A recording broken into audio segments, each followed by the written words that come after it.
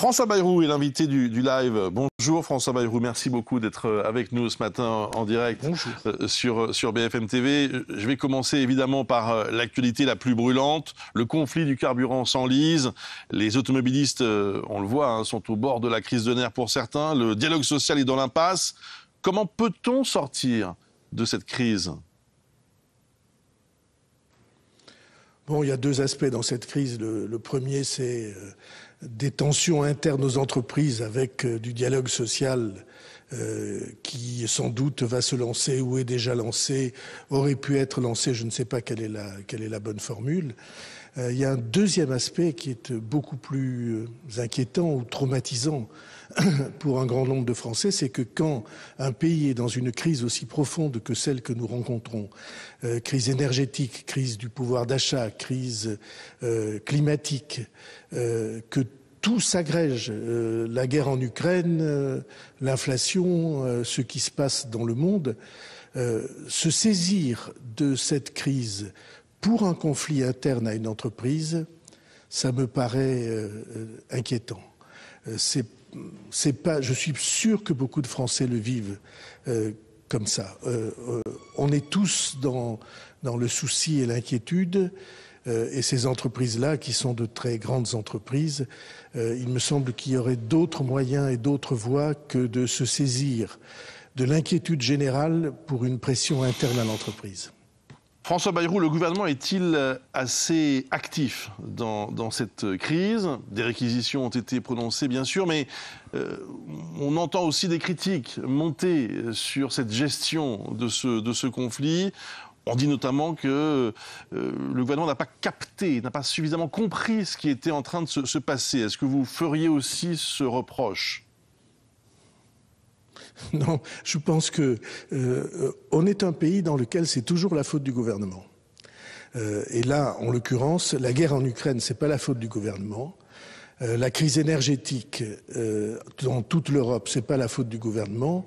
Et la crise climatique, on peut pas dire que ce soit uniquement la faute du gouvernement. On est dans ce moment où l'inflation inquiète toutes les familles. Et donc, je pense qu'on ne peut pas uniquement pointer du doigt les gouvernants, parce que, évidemment, c'est toujours leur faute. Et parfois, on a aussi le droit de réfléchir comme si nous étions nous-mêmes responsables de notre propre vie. Et donc, moi, je ne participe pas à cette espèce de simplisme qui veut que ce soit toujours de la faute du gouvernement, comme on dit au Café du Commerce. François Bayrou, question de Thomas Soulier. Vous avez raison, c'est d'abord en conflit dans une entreprise, voire dans deux entreprises. Mais quand même, en termes de communication politique, quand vous entendez le porte-parole du gouvernement il y a une semaine dire il n'y a pas de pénurie, et que finalement une semaine plus tard, on voit qu'il y a une pénurie, qu'on nous dit jeudi dernier ça va aller mieux dans les prochains jours, dans le week-end, et que finalement ça s'empire.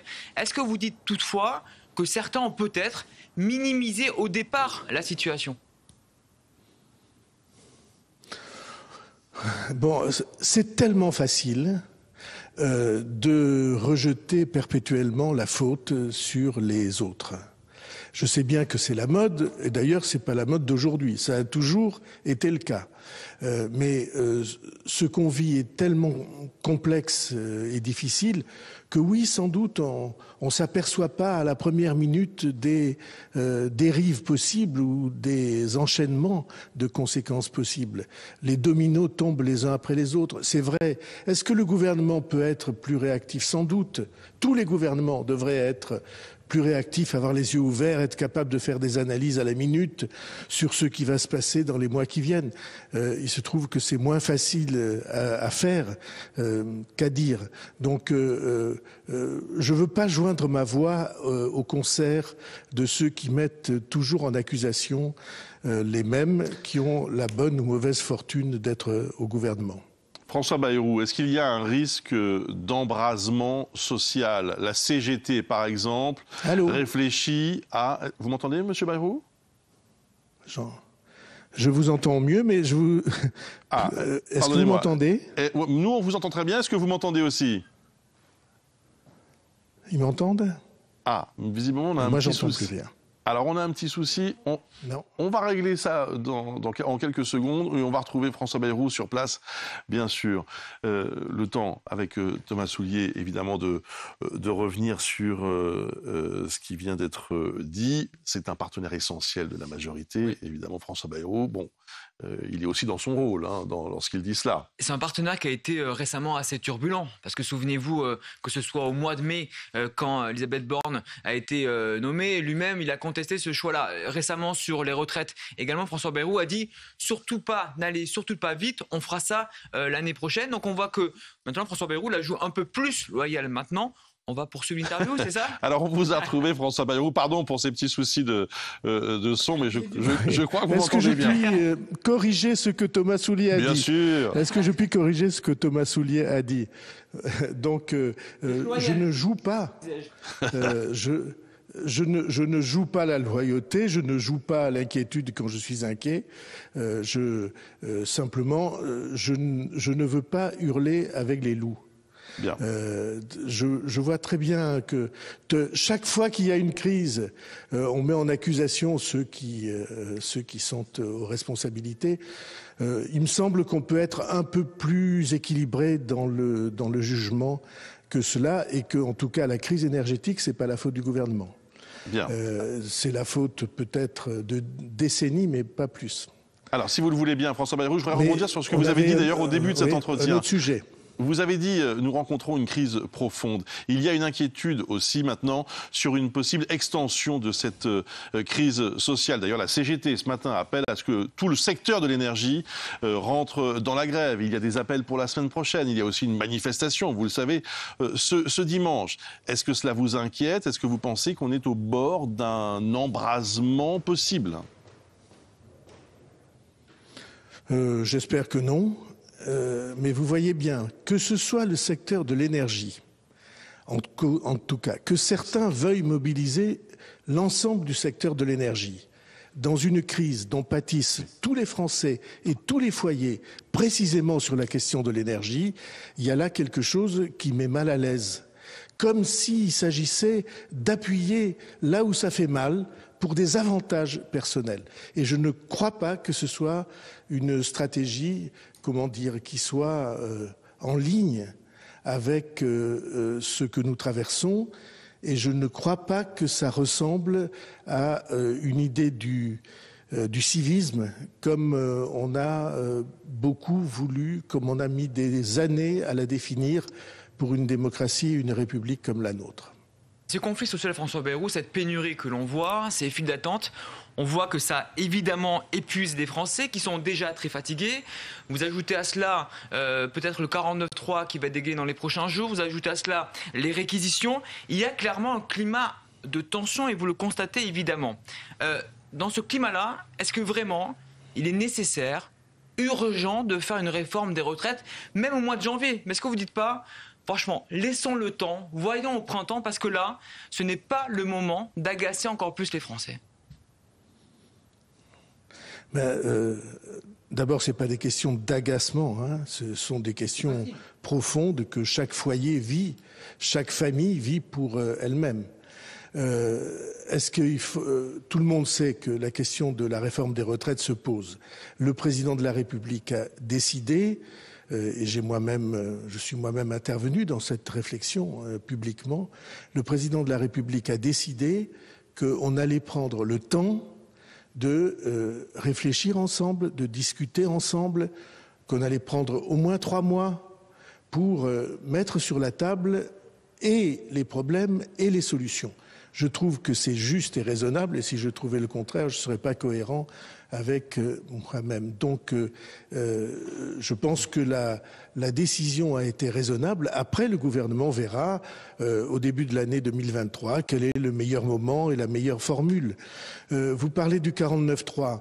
Le 49.3, c'est pas une arme artificielle, c'est pas quelque chose de déloyal. Ça a été inventé dans la Constitution. Vous savez que Michel Rocard s'en est servi, je crois, plus de 150 fois lorsqu'il était Premier ministre. Qu'est-ce que c'est le 49.3? C'est de dire, voilà, c'est un texte essentiel pour nous, et évidemment, les oppositions sont en désaccord entre elles. Et donc on montre de cette manière-là que, en fait, il y a une partie des parlementaires qui ne veulent pas joindre leur voix pour renverser le gouvernement. Et ça permet au gouvernement d'aller de l'avant. Et ça n'est en rien une arme choquante.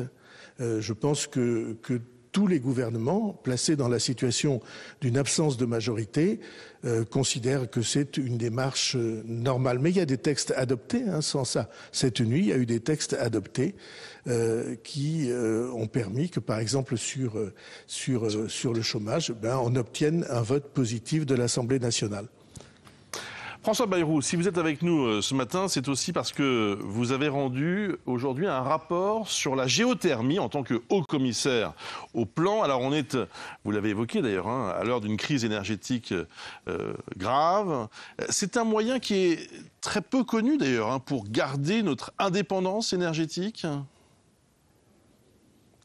Oui, c'est impressionnant. On vit la crise énergétique, comme vous l'avez dit, d'une gravité sans précédent. Et en réalité, nous sommes assis, non pas assis, mais debout, sur une mine d'énergie inépuisable, non émettrice de gaz à effet de serre. Cette mine d'énergie, elle est immédiatement mobilisable. On a sous nos pieds, dans les quelques mètres sous la surface du sol, dans les quelques 30, 40 ou 50 mètres sous la surface du sol, énormément de chaleur disponible et énormément de réfrigération disponible pendant l'été. On peut 5 fois moins cher que l'électricité dans un radiateur ou dans un climatiseur, on peut chauffer ou rafraîchir tous nos logements. Et c'est immédiatement disponible. Il suffit qu'on mette en place une politique, parce qu'il faut des forages, donc il faut des foreurs. Et Dieu sait que la France a été un grand pays de forage. C'est le maire de Pau qui le dit, puisque ça a été la capitale du forage en France pendant des décennies. Il est extrêmement simple, pourvu qu'on forme à nouveau des foreurs et pourvu qu'on trouve des financements qui soient accessibles pour les familles. Et c'est une garantie de faire des économies pour tous les foyers qui feraient ce choix. Cette géothermie qu'on appelle de surface, je ne parle pas de la géothermie profonde à plusieurs milliers de mètres qui pose d'autres questions, mais cette géothermie de surface, elle est une richesse qu'on n'exploite pas. Et c'est une richesse disponible sur 98% du territoire français. Vous voyez à quel point l'enjeu est crucial et ça peut permettre d'économiser, selon l'estimation que nous avons faite avec le commissariat au plan et le bureau de recherche géologique et minière, ça peut permettre d'économiser 15% dans les années qui viennent de notre dépense énergétique pour les logements. Vous voyez que l'enjeu est formidable et stimulant parce que ça prouve qu'on peut réaliser les économies, dépenser moins d'énergie, être garanti de notre indépendance sans baisser les standards de vie, de niveau de vie auxquels nous sommes habitués.